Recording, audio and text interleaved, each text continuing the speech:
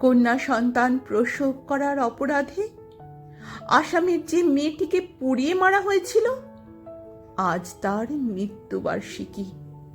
যে কবি সেদিন তার ৯৯তম কবিতাটি মেয়েটিকে উৎসর্গ করেছিলেন, এখন তিনি তার প্রিয় পাঠিকাদের অনুরোধে লিখছেন বসন্ত গল্প। যে সংবাদপত্রগুলো সেদিন ফলাও করে ছেপেছিল মেয়েটির গনগনে আর্তনাদ, তাদের প্রত্যেকটা ক্যামেরার ফ্ল্যাশ আজ তাক করে দাঁড়িয়ে আছে বুদ্ধিজীবী সম্বর্ধনা মঞ্চ।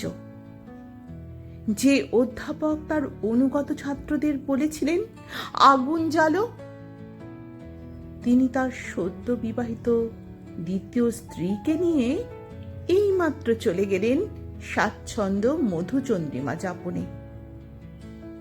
তুমি তুমি কেমন আছো যুবক?